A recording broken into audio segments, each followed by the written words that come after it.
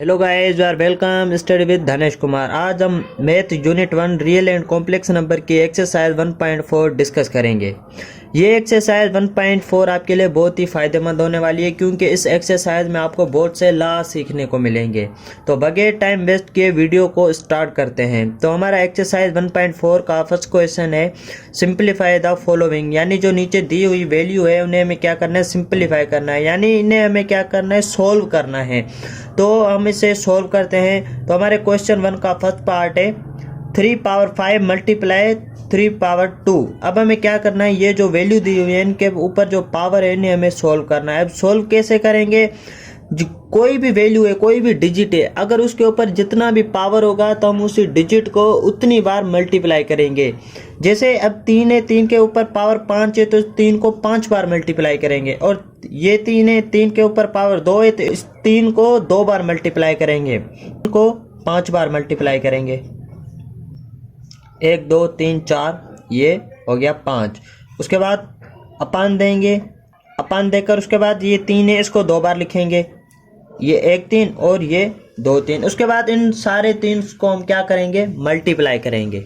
इस 3 को इस 3 से मल्टीप्लाई करेंगे, जो हमारा आंसर आएगा वो आएगा 9। फिर उसके बाद इस 9 को इस 3 को फिर से, जो हमारा आंसर आएगा 9, तो उस 9 को हम क्या करेंगे, फिर से 3 से मल्टीप्लाई करेंगे। उसके बाद फिर जो हमारा आंसर आएगा उसको फिर से हम 3 से मल्टीप्लाई करेंगे। ऐसे मल्टीप्लाई करके हम इसे 5 बार मल्टीप्लाई करेंगे, जो हमारा आंसर आएगा वो आएगा 243।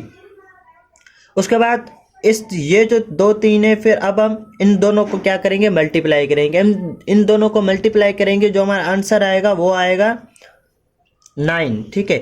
उसके बाद हम क्या करेंगे, अब ये जो हमारा आंसर आया है तो इस आंसर को हम क्या करें, अगर टेबल लगती है तो हम सबसे पहले हम टेबल लगाएंगे। अगर टेबल नहीं लग रही है, वैल्यू होगी, तो फिर वो हमारा आंसर होगा। अगर इसमें टेबल लगता है तो हमें टेबल लाजमी लगाना है, तो इसमें हम क्या करेंगे, टेबल लगाएंगे।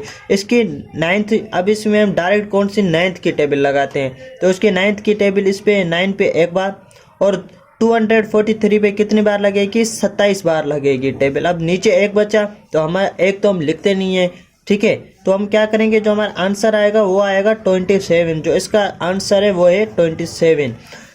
तो हमें कोई भी वैल्यू मिली हुई है, अगर उसमें टेबल लगती है तो हमें ये ज़रूरी है, तो हमें सबसे पहले उसमें टेबल ही लगानी है।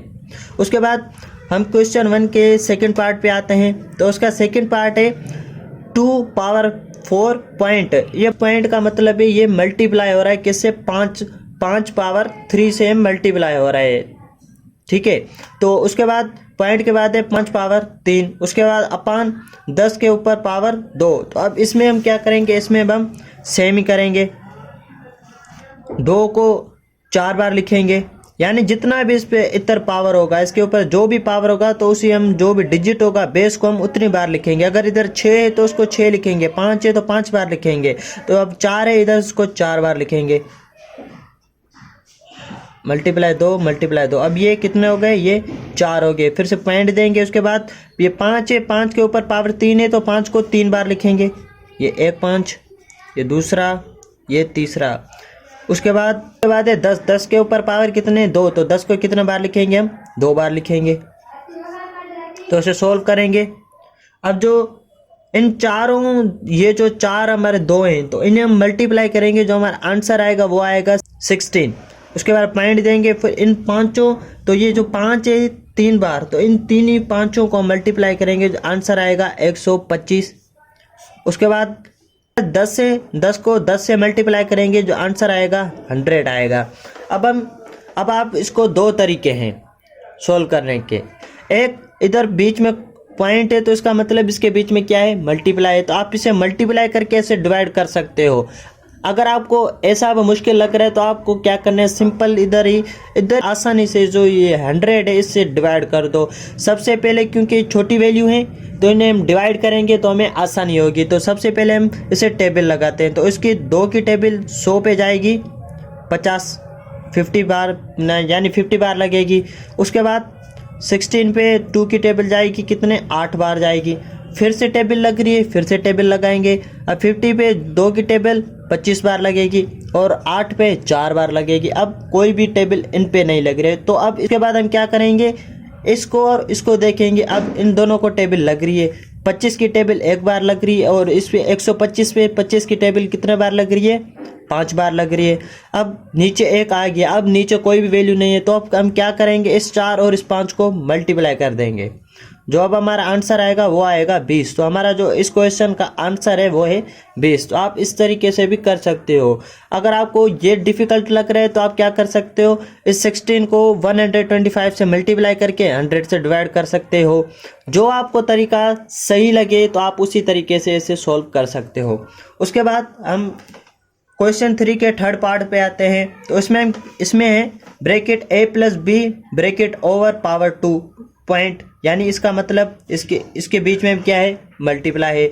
उसके बाद फिर से bracket c plus D bracket over, उसके बाद पावर है 3, उसके बाद अपान a प्लस बी, इसके ऊपर पावर कोई भी नहीं है तो यानी इसके ऊपर क्या है, 1 है। उसके बाद है पॉइंट के बाद c प्लस डी पावर 2। अब इसमें अब हम क्या करेंगे, सेम जो यहाँ पर हम कर आए हैं, तो इसमें हम same a plus b 2 power, इस पे 2 पावर है तो a प्लस बी को हम 2 बार लिखेंगे, a प्लस बी पॉइंट देंगे। बाद c प्लस डी, अब c प्लस डी को हम क्या करें, इसके ऊपर पावर 3 है तो इसको हम 3 बार लिखेंगे, c प्लस डी, फिर से c प्लस डी, फिर से c प्लस डी। अब हम क्या करेंगे, इसको लकीर देंगे। उसके बाद अपान के बाद है a प्लस बी। अब a प्लस बी पे कोई भी पावर नहीं है तो a प्लस बी को हम एक ही बार लिखेंगे, क्योंकि इसके ऊपर कोई भी पावर नहीं है तो 1 है तो इसके लिए इसको एक बार लिखेंगे। उसके बाद पॉइंट देंगे, पॉइंट के बाद c प्लस डी 2 बार है तो इसको हम क्या करेंगे, 2 बार लिखेंगे, c प्लस डी और c प्लस डी। अब इसमें भी हम सेम करेंगे जो हम यहाँ पर कर आए। तो इसमें हम क्या करेंगे, अगर पहले तो हम टेबल लगाएंगे, अगर देखते हैं टेबल लग रही है तो हम टेबल लगाएंगे। तो मैथ में क्या होता है, तो आपको सबसे पहले तो आपको शॉर्ट करना है, तो जितना भी शॉर्ट होता है तो सबसे पहले तो आप उससे शॉर्ट करो। टेबल अगर लगती है तो सबसे पहले आप उसमें टेबल लगाओ, क्योंकि जो क्वेश्चन होगा वो छोटा हो जाएगा और आपको मल्टीप्लाई करने या डिवाइड करने में आसानी होगी। इसमें देखते हैं तो इसमें टेबल लगती है, a प्लस बी की, इस पे a प्लस बी पे टेबल लग रही है, तो क्या करेंगे, इस a प्लस बी को और इस a प्लस बी को काट देंगे। उसके बाद ये c प्लस डी और c प्लस ये डी, तो इन दोनों पर भी टेबल लग रही है, तो ये टेबल c प्लस डी ये भी ख़त्म और ये भी ख़त्म। उसके बाद ये c प्लस डी और ये c प्लस डी ये दोनों आपस में डिवाइड हो रहे हैं तो ये भी ख़त्म हो गया। अब हमारा जो इसमें कितनी टर्म बचती हैं, 2 टर्में बचती हैं, एक a plus b point a c plus d. तो इसमें जो हमारा राइट आंसर होगा वो होगा a plus b point c plus d. तो ये हमारा क्या हो गया, आंसर। अगर आप इसे चाहो तो मल्टीप्लाई, ये आगे सोल्व हो रहा है, आप इसे मल्टीप्लाई कर सकते हो, लेकिन हम बुक के मुताबिक चलेंगे क्योंकि बुक में यही आंसर है, इससे ज़्यादा वो सोल्व नहीं कर रहा। तो हम क्या करेंगे, इससे ज़्यादा सोल्व नहीं करेंगे। अगर देखा जाए तो ये आगे भी सोल्व हो रहा है, मल्टीप्लाई हो सकता है, ठीक। तो अब हम आगे बढ़ते हैं एक्सरसाइज 1.4 के सेकंड क्वेश्चन पे। एक्सरसाइज 1.4 का सेकंड क्वेश्चन है, simplify using law of exponent. Exponent का ये लॉ इस्तेमाल कर इनको सोल्व करो। तो सेकंड क्वेश्चन का first part 1/3 brackets power 4 multiply 1/3 brackets power 5। अब ये है वैल्यू। अब इस पे ये कौन सा इसमें लॉ लग रहा है, तो इसमें लॉ लगता है हमारा लॉ ऑफ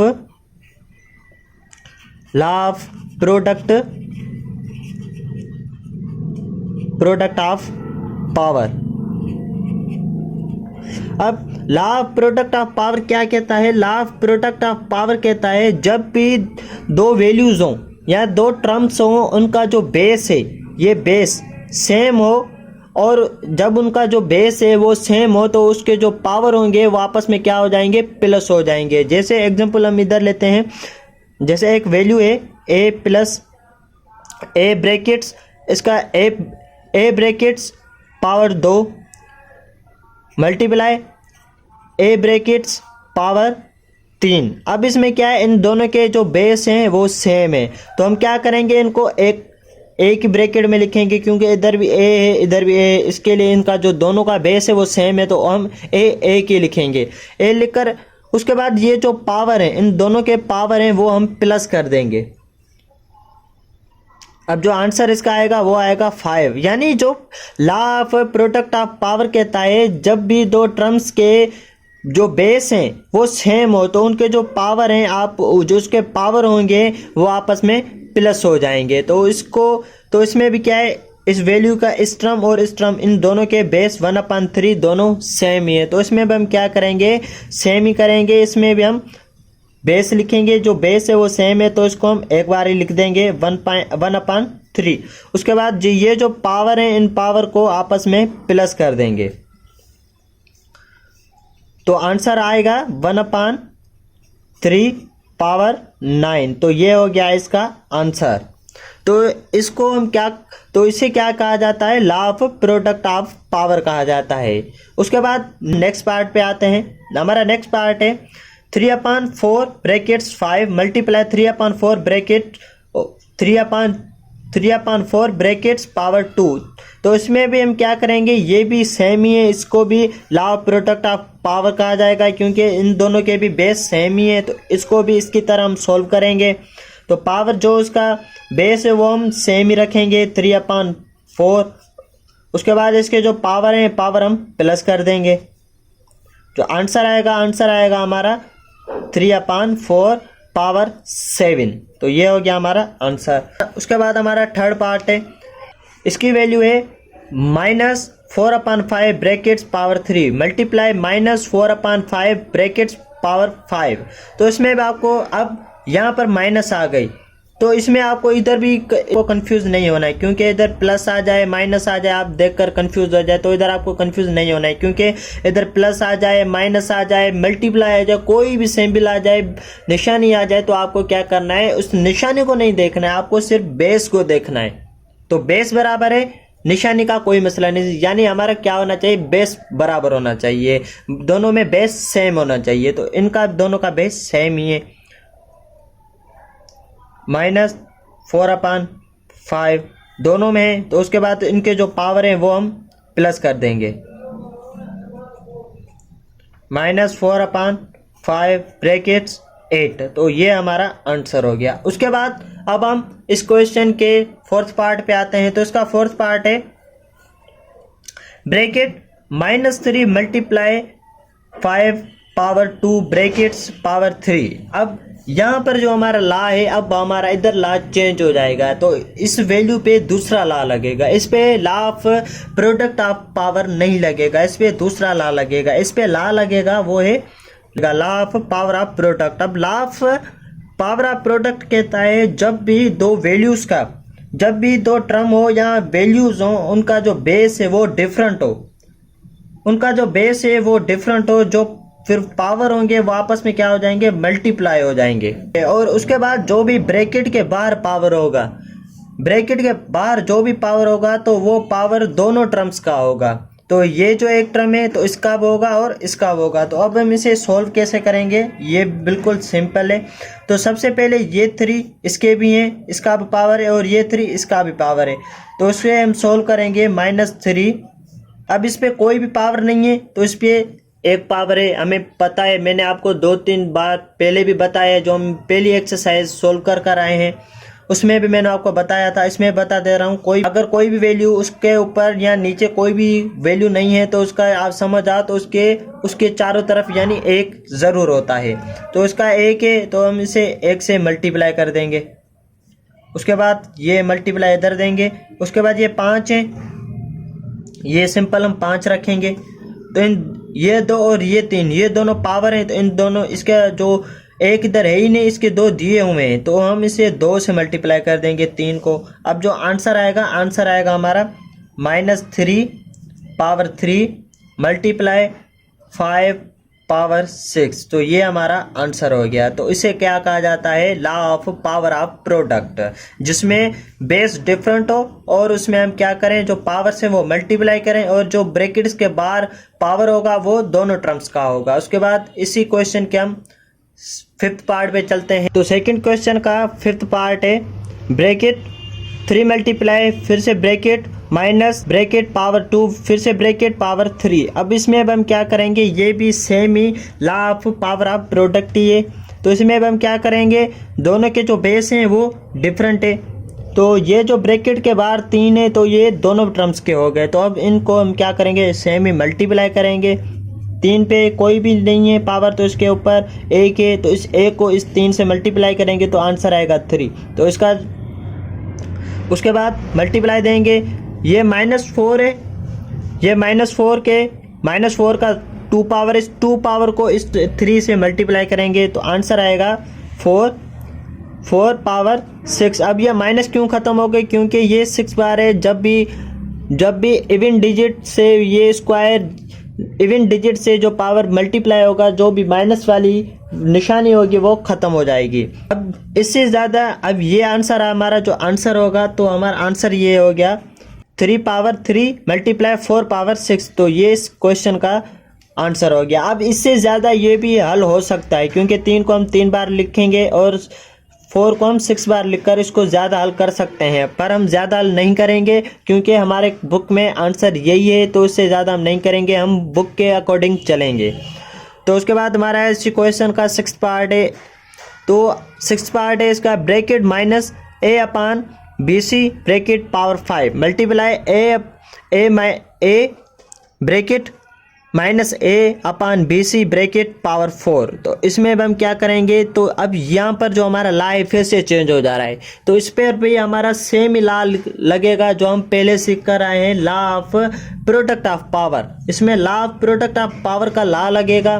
तो उस ला में हम सीख कर आए थे, जब भी किसी भी वैल्यू के या 2 टर्म्स के बेस बराबर हों तो उनके जो पावर हैं वो आपस में क्या हो जाएंगे, प्लस हो जाएंगे, यानी ऐड हो जाएंगे। तो इन दोनों का टर्म्स का जो बेस है वो सेम ही है। तो हम इन दोनों के जो बेस है वो एक बार ही लिखेंगे, बी सी।